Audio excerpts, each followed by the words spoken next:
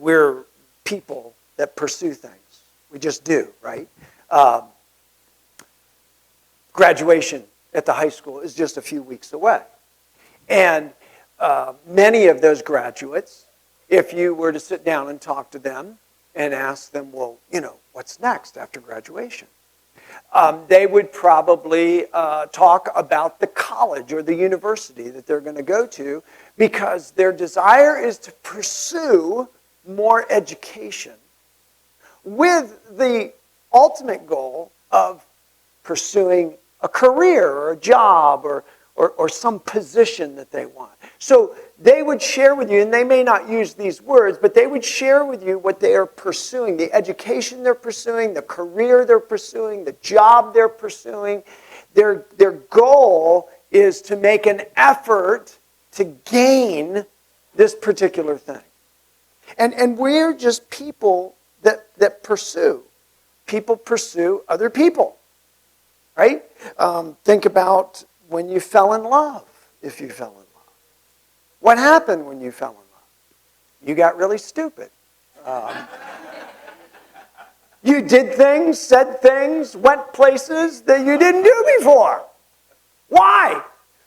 Because all of a sudden there was someone that you decided was worth pursuing. You were going to make every effort to gain this particular individual. And so that desire for the relationship with that person was a pursuit, an effort that typically costs something, right? An investment of time, an investment of money, an investment of emotion, but it's effort toward this person that you want to gain. That's pursuit. And like I said, that's what we do as people. We may not stop and give it a whole lot of thought, but we are constantly pursuing something, making efforts to gain something or someone.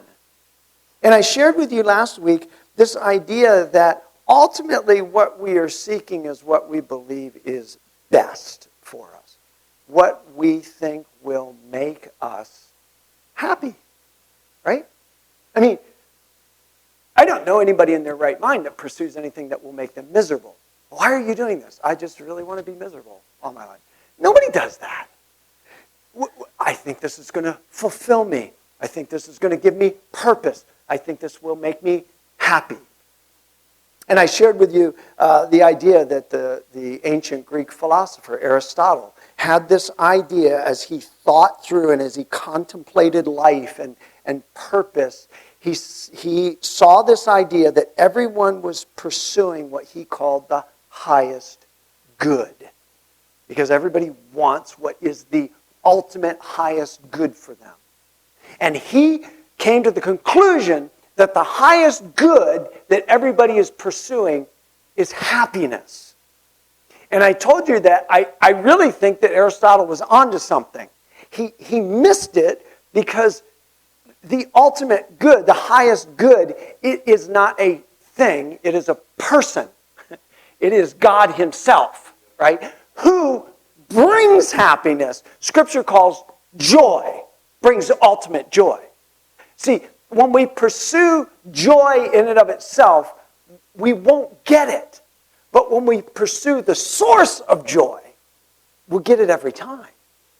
So Aristotle had the right idea. He just couldn't take it to its fullest point because he didn't know God. But even those that don't know God stumble onto the truth of God, whether they know him or not. That's Romans 1 tells us that all around us is the evidence that God is there. So we are pursuers of good. And I would say, ultimately, of God, who is the best. And that's what we've been looking at over these last couple of weeks. That's where this series is taking us. And our conclusion is that God is this best that we are seeking. And even those who don't realize that's what they're seeking, that's what they're seeking. They think it's going to be found in these other things. And when they get these other things, many, many times, they come to the conclusion, what I thought was going to fulfill me and make me happy and bring me fulfillment is not. It's just not. This must be something else. So they'll try other things and move toward other people, hoping that these things and these people will bring this, and it doesn't. And it's because inside of them is a longing for the greatest, the best, and ultimately that's God. And so their pursuit, if they understood it better, is ultimately a pursuit for the God who's the source of everything good, the good God. So this morning, where I want us to go is I want us to talk about this pursuit. I want us to talk about this pursuit of the best. I want to give you an example this morning that I believe is a pretty strong example of a person in Scripture who was pursuing the best, pursuing God with everything he had. And then I want to talk about how we can know when we are pursuing the best. So let's look at the example. And the example comes out of the passage that Olu just read, and it's Moses. Moses, in this particular instance, had been meeting with God on Mount Sinai. He has been used by God to bring the children of Israel out of Egypt, out of slavery, and now they're literally in the desert, kind of waiting for what's next. Moses, by God's call, goes up on top of Mount Sinai to speak with God. God speaks with him. They're getting ready. The whole goal of getting out of Egypt was to meet God in the wilderness, and then God would take them from there into the land of promise. And so they're getting ready to go into the land of promise, and there were people already in that land, possessing that land. And those people were idol worshipers. They didn't worship the true God. And in fact, not only were they worshipers of idols, they were crass worshipers of idols. And what I mean by that is they were involved in child sacrifice. They were involved in temple prostitution. They had the vilest of religious practices. And so sometimes when we see that, God gives these instructions, hey, I want you to go in, I want you to wipe these people out. And we look at that and go, wow, how could God do that? If you study the history of the people that were living in the land, you see these people were absolutely given over to all kinds of vile activity. And they did it in the name of religion. And so God wanted to prepare his people before they went into the land. And so God's giving Moses instructions that he would give the people, and as they followed these instructions, they would be set apart. They would be different than the people of the land. They wouldn't look like the folks that lived there because they weren't following the gods of the folks there. And so God wanted to make sure that when they went in, they reflected him, the one true God. And so Moses is on the mountain, and he's getting this information for Israel, and he's preparing Moses so that Moses can prepare the people. And he's up there for a long time. He's up there for 40 days. And so while he's up there, the people start going, man, where is this guy? He leads us out of Egypt. Then he takes off on a hike, and we don't even know where he is. And then the word starts getting around, maybe God killed him. Yeah, maybe he's dead. And so they decide what they need is a God they can see.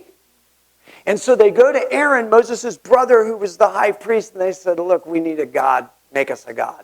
And so he gathers all their gold, throws it into the fire, and they fashion this golden calf, if you remember the story. And they end up worshiping this golden calf, saying, this is our God. This is the God who brought us out of Egypt. And so God sends Moses back down the mountain, and he's carrying the 10 Commandments, tablets of stone God had written the commandments on. And when Moses gets down and he sees the people dancing around this idol and doing the types of things that the people in the land were doing, Moses takes the commandments and just smashes them on the ground. It's as if Moses was going, what's the point? We're trying to keep them from being like the people, and they're already like the people. Well, when everything finally settles down, and we don't have time to look at it all today, but when everything finally calms down, God tells Moses in the first part of chapter 33, he says, look, get the people together, and I am going to send you with them into the land that I promised I was going to give them. See, God keeps his promises. And he said, Moses, listen, get the people together and go into the land. I'm going to send a strong angel that will lead the people, help the people conquer the enemy, and just go. And then he told them this, if you caught it when Olu was reading it in verse 3. Go up to this land that flows with milk and honey, but I will not travel among you. For you are a stubborn and rebellious people. If I did, I'd surely destroy you along the way. Now I want to take a second and talk about that last part, because we look at that and go, whoa, he'll surely destroy us along the way. That God sounds kind of mean. No, do you realize God says, I'm not going to go, because if I go, it's not going to be good for Israel. Because they're stubborn and rebellious people, I'm going to have to judge them. So the best thing for them is if I don't go. Because if I go with them, if my presence is with them, I'm going to have to discipline them. So this is really God being good in saying this. But God says, look, I'm not going with you. Now you go, wait a minute, God is everywhere. Yes, but his presence in a special way, right? We started the service this morning and prayed that God's presence would be with us in a special way. Does that mean God was out there somewhere and we're calling him in here? No. It means that God chooses to reveal his presence in a special way at different times. And God says, I'm not doing that with you. Look, this would have been an amazing thing, right? Moses brings the people out. Everybody's following him. They freak out when he's not around for the 40 days. But he shows up again. Now God's saying, look, I'm going to let you go in. I'm going to send this angel. And Moses is going to end up being the hero in this whole deal, because he's going to take the people in. If he follows what God's saying, he follows this strong angel, he's going to end up being the greatest of all time, right? Moses is going to be the GOAT. He can go in and the people are going to go, yeah, Moses, you're great. We got into the land. But what's Moses say? Verse 15. Then Moses said, if you don't personally go with us, don't make us leave this place. How will anyone know that you look favorably on me and on your people, if you don't go with us? For your presence among us sets your people and me apart from all the other people on the earth. That's an amazing statement. Listen, you know what Moses is saying? God, if you don't go, don't take us. I don't want to go. Look what he says. Don't make us leave this place. What place? They were in the wilderness. They were in this area of Mount Sinai. Let me show you a picture of what that looks like. That's this place. You go, whoa, it's beautiful. It's a desert. I mean, look, you might be able to see it. I think there's like a little plant right there on that rock and that rock there. And that's it. It's just rock. Moses says, God, if you don't go with us, don't take us out of this place. What place was he going to take them to? The land of promise. In Exodus 3:8, God described to Moses the land of promise as fertile, spacious, flowing with milk and honey. In other words, you'll have all the practical sustenance you need, and you'll have the bonus, the honey, the sweetness as well. It's kind of like God saying, you're going to go to the land of steak and cheesecake. Does that make more sense? That's kind of what he's saying, right? Now, let's go back and look at what he says again. If you don't personally go with us, don't take us from this place. Don't take us to the place that's fertile and lush and a place that is full of steak and cheesecake. Don't take us there. Leave us in the rocks. You go, what on earth is Moses saying? Moses is saying this: God, your presence is everything. If your presence won't be with us, then just leave us in the desert. If your presence, God, doesn't go with us, then it's not worth going into that good land. I'd rather have you in the desert than not have you in an abundant land. That's what Moses is saying here. And this is nuts. I mean, because you look at it, and from the standpoint of the way we live today, the way our society, the way our culture lives today, we go, Moses, are you crazy? You get to go into that, and you're choosing this rock? And all because of a God? No. All because of the best. Don't send me into good without the best.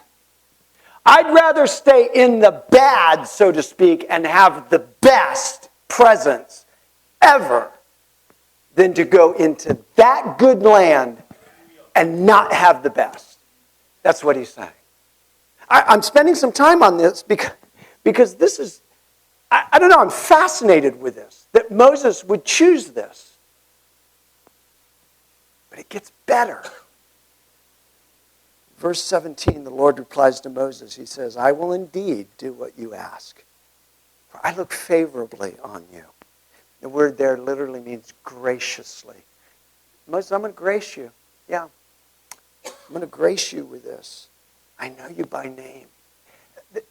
That's an intimacy. God says, man, Moses, me and you, right? And look what Moses says in verse 18. Then show me your glorious presence.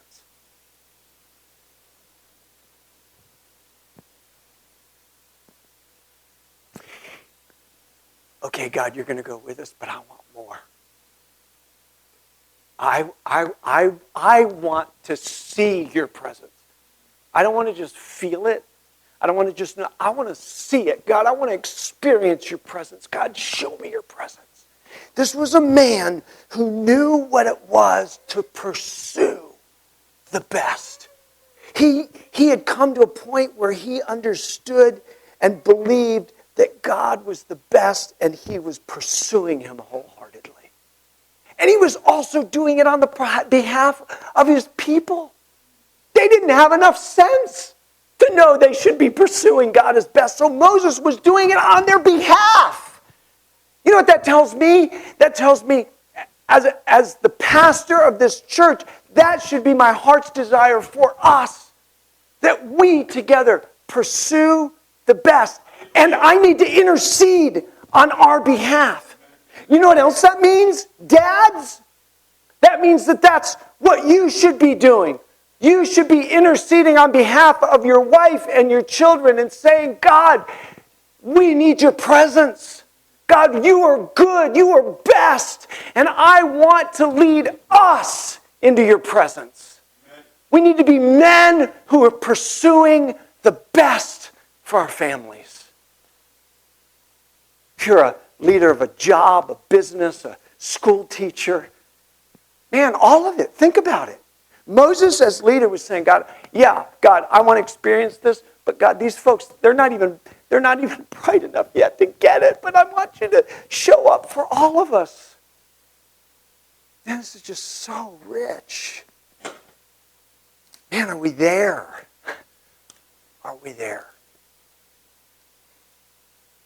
I want to look at just 4 signs of this pursuit of the best.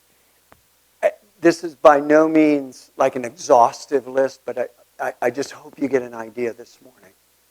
Here's the first one. I pursue God as best when I desire God's presence above God's presence. I pursue God as best when I desire God's presence above God's presence. Listen, let me tell you about Moses. Moses grew up as a prince. Moses grew up in the palace of Pharaoh. Moses was raised by Pharaoh's daughter. Moses, for all intents and purposes, was in line of the pharaohs for a while. What does that mean? That means Moses had access to everything that was the best.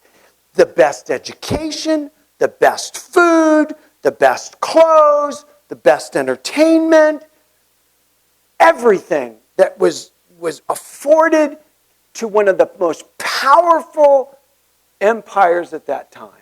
Moses had all of that.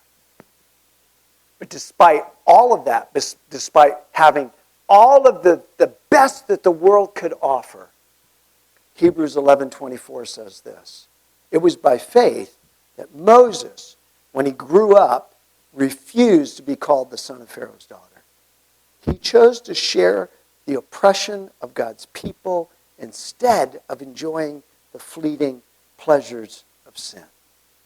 Moses literally walked away from what most people today would say, that's what I'm pursuing.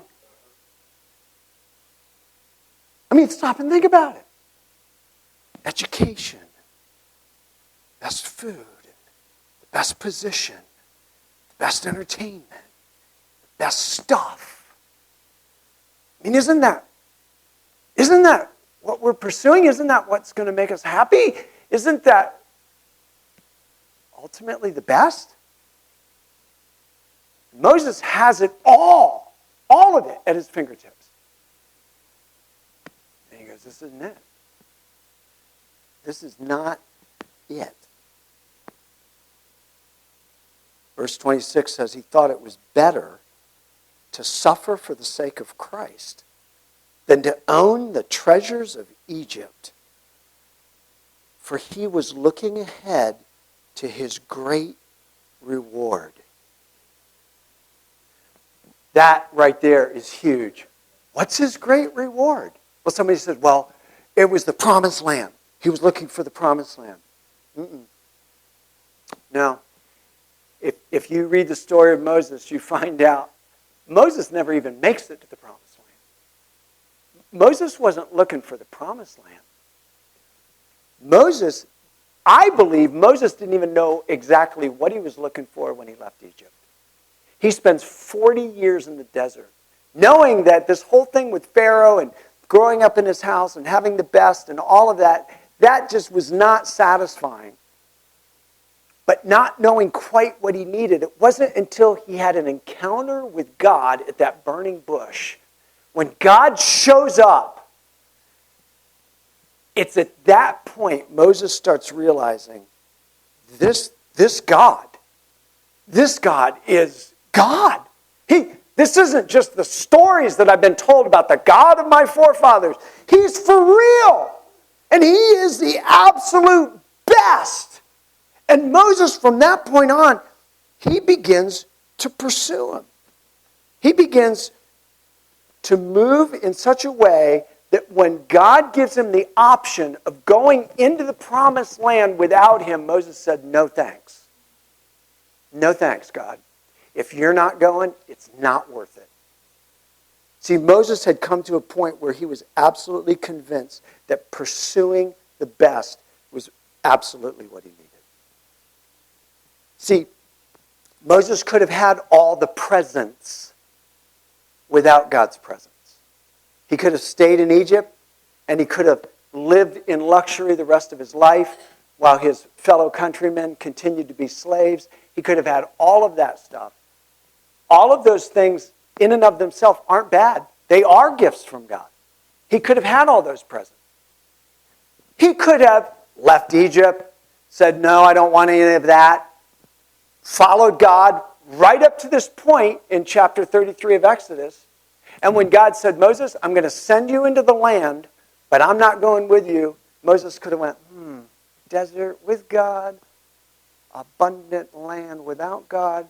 Thanks, God, we're going. And took off and had everything that God had said he was going to have. God was not going to pull the rug out and say, oh, just kidding, when he made the wrong decision. He would have had all of that, but he wouldn't have the presence of God. He decided, no, God's presence, a relationship with this God, is greater than his presence, his blessings. Every once in a while, you see a situation that kind of catches your attention. You see a much older man with a much younger woman. I'm not talking about a couple years. I'm talking about, like, sometimes a generation. 25, 30 years. I mean, I don't know if you've ever seen that. And I'm sure you have, at least in, Hollywood, different people like that. It becomes news, right? So-and-so, he's 75 years old, and he just married so-and-so, and she's 30. And you're going, whoa, how did that happen? Most of the time, we don't go, whoa, how did that happen? We go, I know what she's in for, right? Usually, the guy who's the old geezer marrying the younger woman has got a lot of money, right? And we look at that and we go, must be true love. No, we know what's going on. And the fact is, the couple knows what's going on. The old guy's he's not dumb. He knows exactly why. But she's getting the benefits, the presents from him and his money, and he's getting all the benefits of having this young chick, right? There's no real deep relationship going on. It's all about what they're getting from each other, and primarily what the woman gets from the man. When I was growing up, we would refer to the guy as a sugar daddy. Silver fox, yeah. But the idea is, he was there to provide all of the clothes and the nice cars and the trips and all that kind of stuff, as long as she acted like the adoring wife or companion, right? And the whole idea of a sugar daddy is he is there for the presence. There's no deep relationship. There's probably not even a whole lot of tears when the guy finally passes, because now she gets to inherit, hopefully, all of that stuff. There are a lot of people who call themselves followers of Jesus that look at God as their spiritual sugar daddy. They're only in it because they know that God can provide all kinds of blessings, all kinds of gifts. Listen, God is not interested in being anybody's sugar daddy. God wants a relationship with us. God wants us to not want his gifts more than we want him. Because when you got him, you get everything else that goes along with it. And as soon as we start to understand that, wait a minute, what's better, to have the water that flows from the fountain or to have the very fountain, the source of the water, right? And Moses was a guy who came to understand that God's gifts were good, but God was better. Hey, we talked about this a little bit when we looked at the gospel not too long ago. And there's a lot of times that the gospel is presented as what you get. Hey, listen, if you come to Jesus, he'll heal your marriage. If you come to Jesus, man, you'll have a better family life. If you come to Jesus, you're going to be a better boss. You're going to be a better worker. If you come to Jesus, you get this whole family of believers with it. Right? And what are we saying when we do that? We're saying, look, God's just this big sugar daddy in the sky, and Jesus died on the cross to give you all this stuff. Now look, the reality is, Jesus can give you a better marriage. Jesus can give you a way to raise your family. Jesus does give us the family of God. All of those things are true, but if we're coming to Him for that, then we miss the whole point. We don't offer stuff, we offer Him. He's the one that heals all of this. He's the one that took our place on the cross, not to give us stuff, but to give us Him. He is the ultimate, right? He is the best. And so when we come to Him looking for anything else, and can I say this again, including heaven? Listen, if you trust Jesus, you get to go to heaven. And that's true. But is that all we want? Is that all we're looking for? Do you believe that God's presence is more valuable than God's blessings, including the blessing of heaven? I can't put it any better than Pastor John Piper does. Listen to this question that he asked. If you could have heaven with no sickness, and all the friends you ever had on earth, and all the food you ever liked, and all the leisure activities you ever enjoyed, and all the natural beauties you ever saw, all the physical pleasures you ever tasted, and no human conflict or any natural disasters, could you be satisfied with heaven if Christ were not there?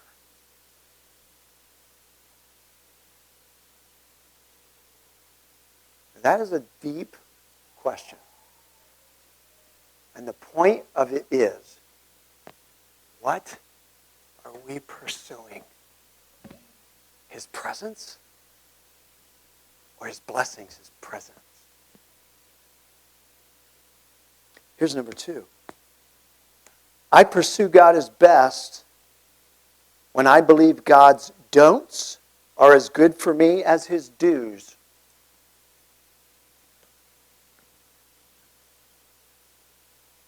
I think the greatest example of this goes right back to the beginning, Adam and Eve. Adam and Eve are this classic example of not believing that God's don'ts were good for them. They certainly didn't believe that God's restrictions were just as much of an expression of His goodness as His permissions. Right? Let's look at the story real quick again. Satan comes along in the form of the serpent, right? And it says in verse 1 of Genesis 3, one day he asked the woman, did God really say you must not eat the fruit from any of the trees in the garden? So he starts off with the don't, right? Oh, God is this negative guy. And did He really say, don't do this? Eve comes back, of course, we may eat fruit from the trees in the garden, the woman replied. Now, let me point out where I think she begins to falter, and it's right here. Because if you go back to chapter 2, what God told Adam was, from every tree of the garden you may eat, except for. Now think about that. Every tree. What did that mean? That meant every tree. What was in the garden? Probably anything you can think of. Mangoes and avocados and lemons and oranges, and the list goes on and on and on. And God says, have at it, Adam. It's yours. Feast. Enjoy the flavors and the textures and all the different ways I've made it as a blessing to point you back to me, the great one who made it for you. Enjoy it. I've made it for you. I've made it for your pleasure. But there's one don't. Out of all the do's that I want you to stay away from. When Eve translates this back, of course we may eat from the trees in the garden. It's not quite as expansive. She didn't say we could eat from every tree. We can eat from the trees, right? I think she's already going, oh, a don't, a negative.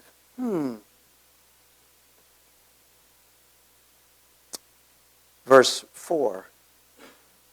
Satan comes back, you won't die. God knows that your eyes will be open as soon as you eat it, and you will be like God, knowing both good and evil. What's he saying? Listen, the reason God's saying don't is he's keeping something good from you, which means God's not really good. God's not best, because if God was best, he wouldn't keep something good from you. And so when God says don't, he's planting in Eve's mind that it's not good. God's don'ts aren't good. Verse 6, the woman was convinced. What was she convinced of? That God's don't wasn't good for her.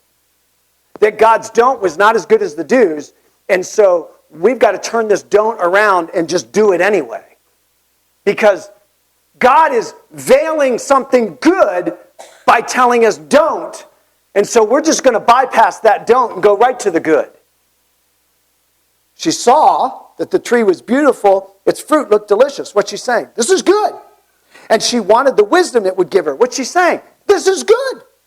So she took some of the fruit and she ate it. Why? God's don't is not good for me. This is what's good for me. To do this that God's saying don't. So she eats it. And then she gives some to her husband who was with her, and he ate it too. What happened?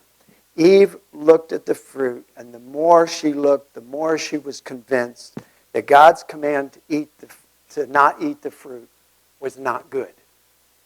Listen, we've got to come to a place where we understand if this God is best, what that means is if he says don't, it's for our best. It's a good thing. Even if it doesn't look that way. It didn't look that way to Eve. She's looking at it going, oh, it looks like beautiful and delicious and give me wisdom. It's got to be good. God missed this. No, he's either best or he's not. And if he's best, what he tells us to do and not do is the best thing for us. Moses, again, going back to Moses. Moses is speaking to the people. He's preparing them to go into the promised land. And his encouragement to them is that they be obedient to all of God's commands. God's commands were going to contain restrictions, don'ts, and permissions, do's. But Moses is telling them, look, you need to follow these things. Listen to what he says, Deuteronomy 6:10. The Lord your God will soon bring you into the land he swore to give you when he made a vow to your ancestors, Abraham, Isaac, and Jacob.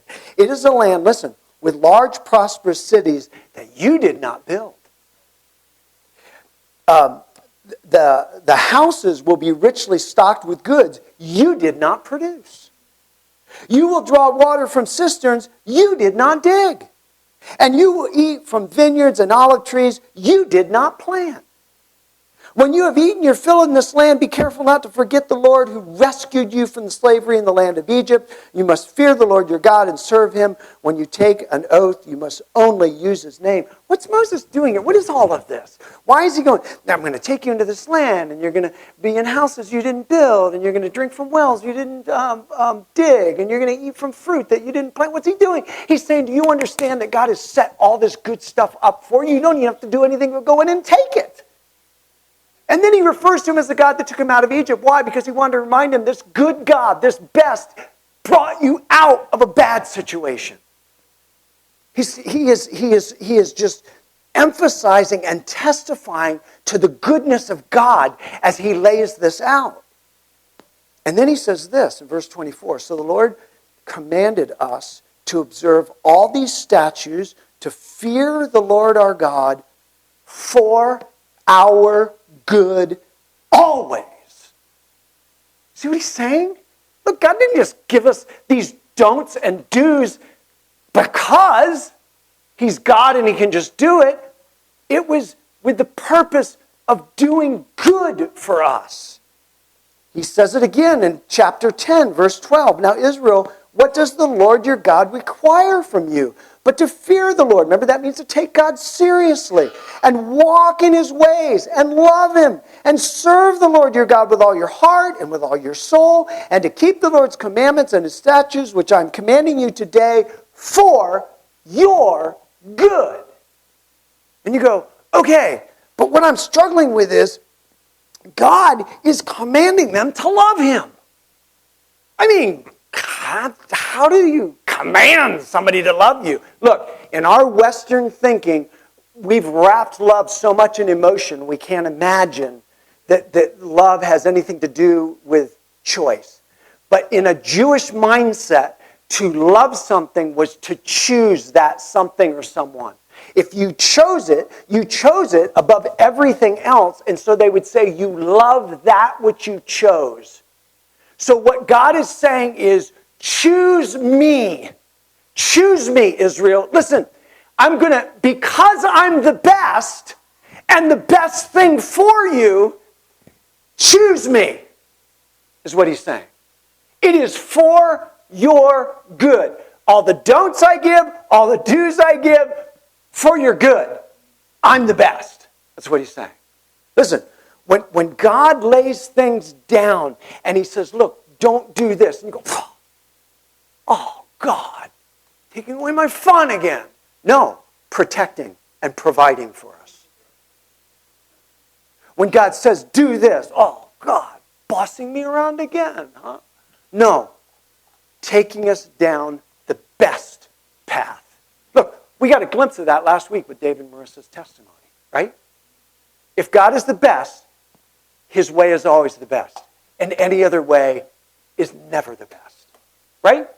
If God is best, then all his don'ts and do's are best.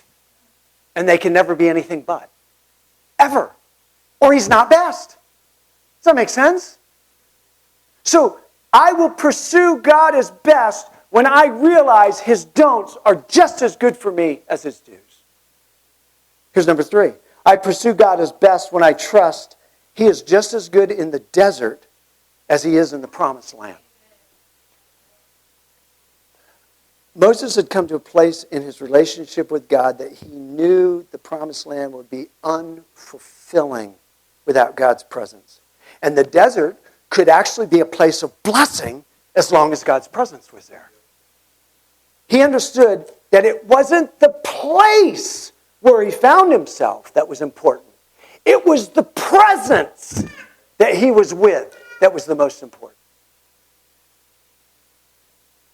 There was another guy, hundreds of years before, who found himself, like Moses, in a bad place in Egypt. His name was Joseph. We don't have time to look at the whole story. Hopefully you're familiar with it, but let me give it to you in a nutshell. Joseph is living a good life. Loved incredibly by his father. Hated by his brothers because of his father's love. Because his father chose to love him in greater ways than he loved his brothers. They hated him for it. As a result, they hated him so much they ended up selling him into slavery. He ends up a slave in Egypt, hundreds and hundreds of miles from his family and his homeland. And as a slave in Egypt, he chooses to do things God's way anyway. As a slave in Egypt, he ends up being falsely accused of attempted rape. And as a result, gets thrown into prison. So now he's not just a slave, a foreigner away from home. He's a slave who's now been thrown into prison. Over a series of events, he interprets some dreams, and as a result, he ends up catching the ear of the Pharaoh. When the Pharaoh has some dreams he can't interpret, he is brought out of prison to interpret the dreams for Pharaoh, which he does impressively well to the Pharaoh. And as a result, the Pharaoh puts him second in charge of all of Egypt. And Egypt is this major power at the time. So, you would think at that point, wow, everything's great. No, remember, Joseph still is without his family, without his homeland. He's a guy who's been taken to a place he didn't want to go. He would probably never have gone to otherwise. And he continues to follow God. He continues to pursue God. Eventually, through the course of events, he meets his brothers years later. And while looking them in the eye and forgiving them for all the things they had done to him in the past, he makes this statement in Genesis 50, verse 20. You intended to harm me, but God intended it all for good. He brought me to this position so I could save the lives of many people. Joseph, there is no way that this desert place that God has you, this place away from the people that you love, the Father that you adore, this place where you're a slave, this place that you're a prisoner, this place that you're falsely accused, there's no way that this desert place can be any good. And it certainly can't be best, Joseph. Come on! This God has abandoned you. Joseph refused to go any other direction. And it was years before God revealed the desert that he was in was the best place for him to be. The prophet Habakkuk, I love this little book in the back of the Old Testament. It's only 3 chapters long, but it's just packed. Habakkuk is just overwhelmed with the evil he sees in the people of Israel that he's a prophet to. God, how can you let these people of yours be so evil? And God answers him. God says, don't worry, I got it taken care of. I'm going to bring in the Babylonians, and they're going to come in, and I'm going to use them as my instrument of punishment on Israel. Well, Habakkuk's like, what? The Babylonians? They're worse than we are. How can you bring in a worse people in to discipline us? God, how is that possibly the best? And God never gives him a full answer. He basically just says, Habakkuk, that's what I'm doing. Trust me. Trust me that what I'm doing is good and best. And I love where Habakkuk comes at the end. See, because Habakkuk has a choice. He could go, this is nuts. This doesn't work, God. You're putting us in this desert place by bringing up people that are more evil than we are and using. How is this? No, God, I refuse to accept this. But listen to what he says. Habakkuk 3:17. He says, even though the fig trees have no blossoms, and there are no grapes on the vines, even though the olive crop fails and the fields lie empty and barren, even though the flocks die in the fields and the cattle barns are empty, yet I will rejoice in the Lord. I will be joyful in the God of my salvation. The sovereign Lord is my strength. He makes me as sure-footed as a deer, able to tread upon the heights. What's he saying? He's saying, look, if we lose everything, do you realize when he says the fig trees have no blossoms, no grapes on the vines, olive crops fail, that's what they lived on. That was like saying if Misaki's and Friendly Market are blown up tomorrow and the barge sinks in the middle of the route from Oahu to here. That's kind of the equivalent. So if we got nothing left, what am I going to do? I'm going to shake my fist at God and say, how dare you put me in this desert, God? No. He comes to a point where, God, I'm going to rejoice in you. I will be joyful, what? In my situation? No, look what he says. In the God of my salvation.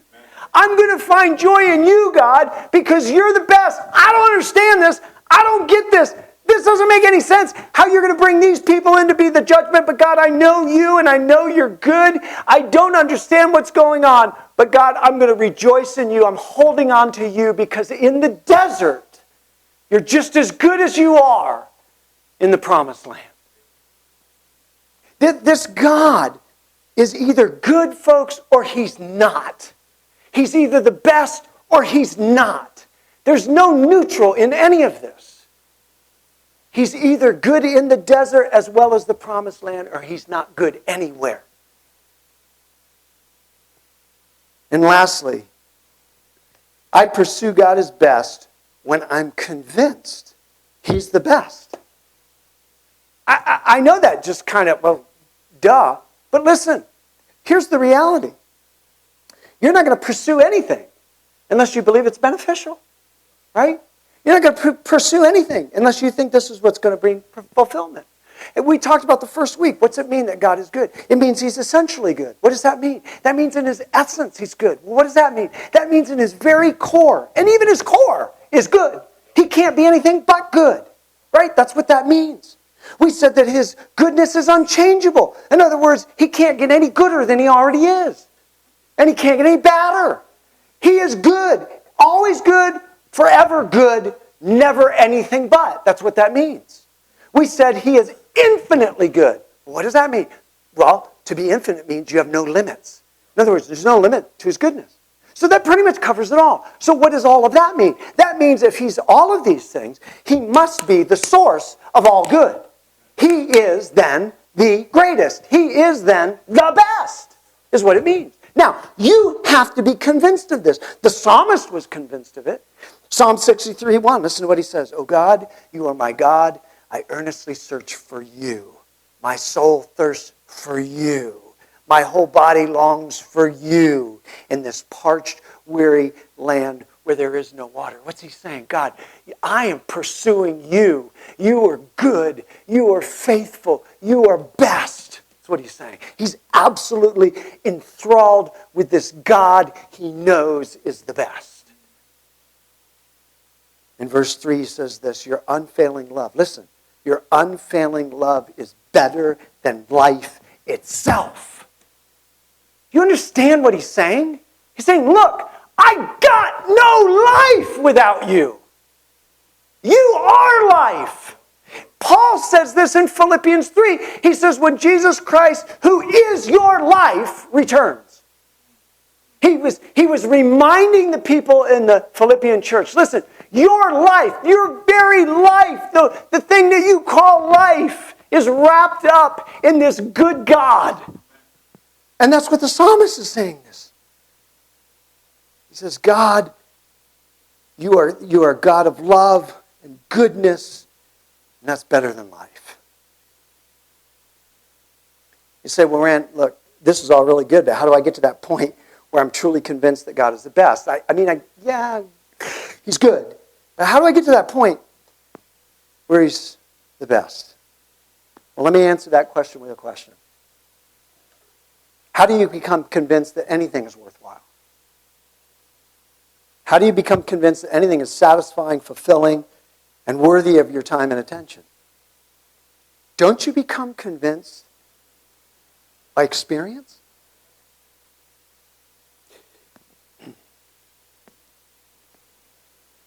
When all else fails, go to the theology of Buddy the Elf. In the movie Elf, Buddy finds himself in New York City. And he walks by a little diner. And hanging on the window, it says, "World's Best Coffee." And Buddy is convinced he's found the world's best coffee. Not because he tries it. He never tries it. He goes in and congratulates everybody in the restaurant because they have the world's best coffee. But he never tries it. But he's all excited about it. Later on in the movie, his love interest, Jovi, he takes her on a night on the town in New York City. And he takes her to this little diner and he blindfolds her. And he gives her a cup of the coffee. And she drinks it and gets this kind of wrinkled look on her face. He says, "Well, what do you think?" And she says, "It tastes like a crappy cup of coffee." Because that's exactly what it was. It wasn't the world's best coffee. Buddy thought it was because somebody told him it was. She realized it wasn't because she experienced it. Listen, you will never be convinced that this God is truly the best until you experience his goodness in your life. I can tell you about it all day long. You can read about other people's experiences. And you can walk around and say, yep, this God is the best. But you know what? You will not be convinced of it